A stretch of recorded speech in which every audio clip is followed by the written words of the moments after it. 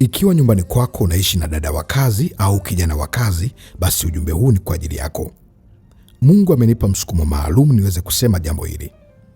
Kuna mahusiano makubwa ya mafanikio ya familia yako na msichana wa kazi au kijana wa kazi uliokuwa naye nyumbani. Msaidizi wako wa kazi anaweza kufanya familia ikawa na baraka au ikapata laana. Nimepokea kesi nyingi ambazo watu walijisahau, wakawachukua wasaidizi wa kazi, kuwatoa huko na huku, wakawaleta kwenye nyumba zao, wakaona wanafaa kwa muonekano na kwa kuchapa kazi, wakasahau pia kuna namna ya kiroho ya kuweza kumfanya mtu yule akawa ni mtu sahihi au akawa sio mtu sahihi. Kufanya kazi vizuri au kuwa mchapakazi sio kipimo pekee cha kuona mtu huyu anafaa kuishi na wewe au la. Ni kweli kabisa ni watu muhimu, lakini pia tunahitaji kukaa nao na kuwasaidia kiroho ili kuweza kujua kwamba wamebeba nini ndani yao. Msichana wa kazi kama hajasimama vizuri na Mungu, baadhi yao huwa wanaweza kutumika pia kama maagent au kama mawakala. Hivyo Mungu anapokupa nafasi ya kupata msaidizi wa kazi, jitahidi pia msaidizi huyo kumweka karibu na Mungu. Jitahidi pia kupata muda naye wa kuomba. Jitahidi pia kupata muda wa kuweza kumtafuta katika namna ya kiroho ili ujue amebeba nini nyuma yake. Baadhi ya wasichana wa kazi huwa wanakuwa maagent. Baadhi ya vijana wa kazi huwa wanakuwa maagent, na baadhi ya wasichana wa kazi au vijana wa kazi huwa wanabeba baraka. Ukimuondoa au kaona kwamba hakufai kwa sababu la madhaifu fulani fulani, lakini katika ulimwengu wa roho akawa na baraka kubwa. Kwa hiyo unahitaji pia umakini kujua kwamba huyu ndani yake kabeba nini. Ukweli wa mambo ni jambo la kibiblia kabisa. Linaweza likawa ni gumu au likawa halieleweki vizuri, lakini namuomba Roho Mtakatifu akusaidie. Tunakumbuka Yusufu alikuwa ni msaidizi wa kazi kwenye nyumba ya Potifa. Biblia inasema kwamba alipoingia tu kwenye nyumba ya Potifa, mafanikio yakaanza kuja, baraka zikaanza kuja. Potifa akamfanya akawa mkubwa, akamuinua, lakini japo vita zilitokea, lakini tunaona mahusiano ya msaidizi wa kazi yalivyoweza kufanya nyumba ikawa na baraka. Kumbe kama msaidizi wa kazi ana baraka au ana Mungu ndani yake, nyumba yote inaweza ikapata baraka.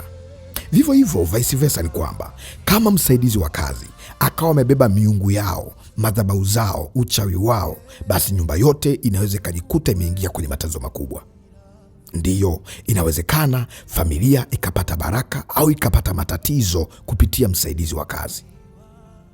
Jambo hili unaweza kawa ulielewe vizuri, lakini katika Agano la Kale, Ibrahimu ambaye ni baba yetu wa imani, Mungu alimwambia mtu yeyote atakayepatikana kwenye familia yake ni lazima na yeye aunganishwe kwenye agano la kimungu, ili kama kuna miungu au madhabahu alizibeba kutoka kwao, basi lazima vishughulikiwe vitu hivyo. Kitabu cha Mwanzo sura 17 mstari wa 12 na 13, Mungu anampa maelekezo Abrahamu kwa habari ya watu waliozaliwa ndani yake na wale ambao atawanunua au wale ambao watakuwa wageni kwenye nyumba yake. Ni lazima na wao washiriki agano.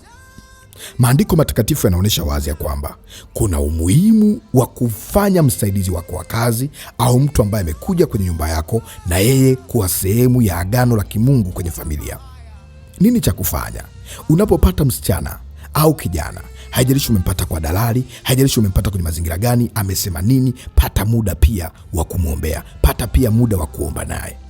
Amani ya Kristo itaweza kukuambia kwamba nini kinaendelea, ni mtu sahihi au sio mtu sahihi. Na hata kama ana nguvu za giza, basi unahitaji kumsaidia ili aweze kufunguliwa kwenye nguvu hizo kama yuko tayari.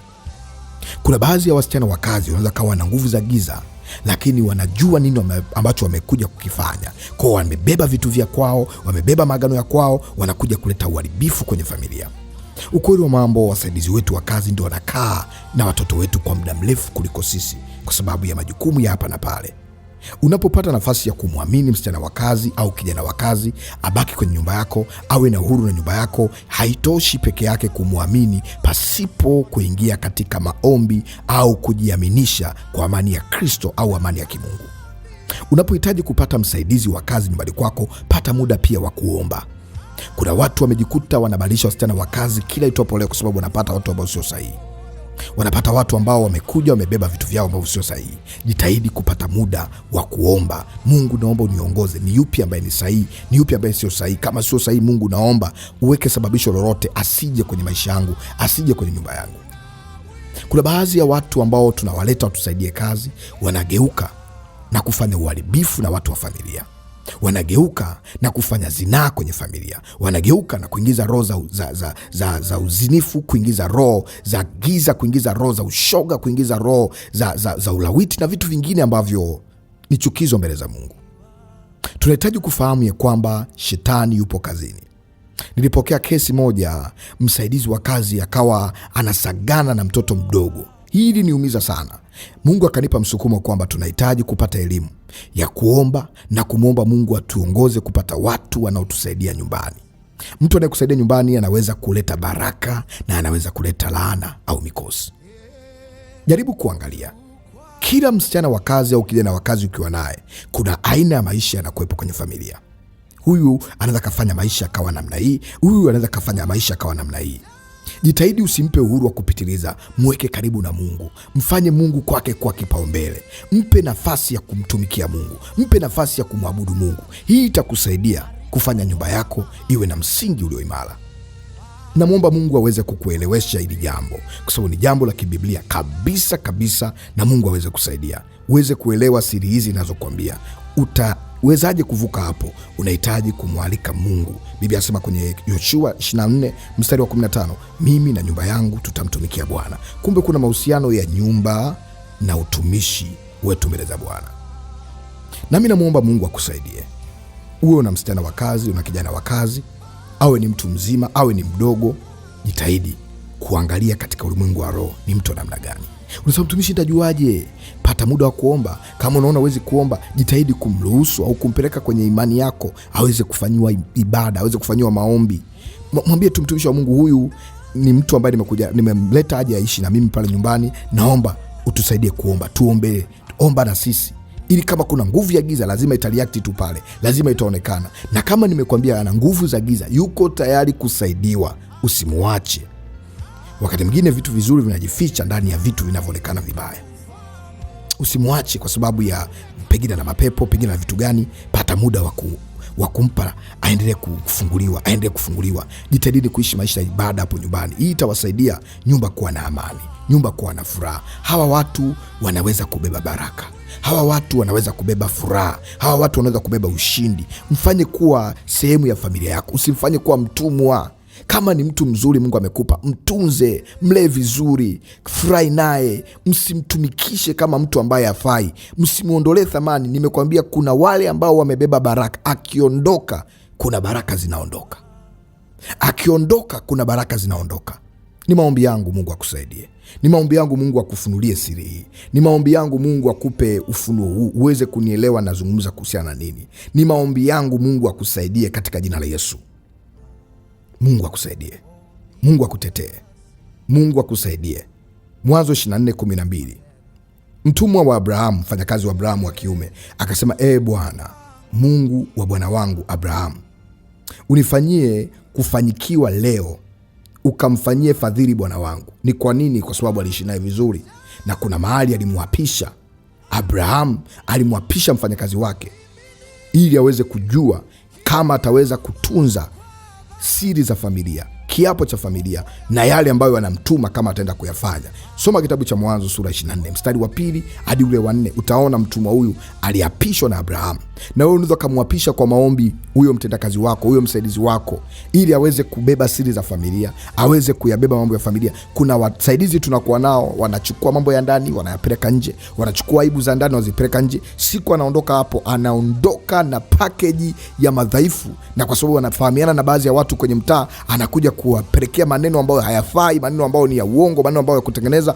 Unakuta baadaye umechafuliwa. Ni kwa sababu gani? Mungu alikupa nafasi ya kuweza kumfanyia mambo ya kiroho mtu huyo, mambo ya kiimani, ya kiibada, huyo mtu kumfanyia.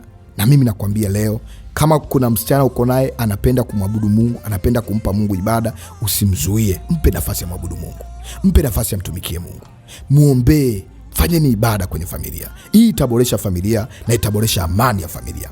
Nataka nikuombee, alafu kuna maombi maalum ambao nimeandaa. Kama utahitaji niambie, mtumishi wa Mungu, ninaomba maombi kwa ajili ya kumwombea msaidizi wangu au msichana wangu wa kazi au kijana wangu. Nitatoa maombi maalum kwa ajili ya kumwombea. Huu ulikuwa ni ujumbe na alikuwa ni mafundisho. Acha nikuombe. Baba, katika jina la Yesu, asante kwa ajili ya mpendwa huyu ambaye amesikia ujumbe huu. Ninakuomba Roho Mtakatifu ukamfunulie siri hii, ukamweleweshe na ukampe amani ya ndani, na ukamfunulie kama kuna jambo lolote baya, kuna nguvu za giza zimeingia au kuna baraka imeingia. Mungu, ninakusii ukamfunulie. Baba, ninakuomba kila nguvu za giza kwenye familia, kila nguvu za kipepo kwenye familia naziondoa. Narejesha amani sasa, narejesha furaha sasa katika jina la Yesu Kristo aliye hai. Neema Bwana itoshayo na ipitayo amani zote ikuwezeshe kuyapambanua haya, ikuwezeshe kuelewa haya, na kuombea nyumba yako ikawe na baraka, wewe ukawe na baraka katika jina la Yesu. Amen. Mungu wa mbinguni akubariki, akutendee mema.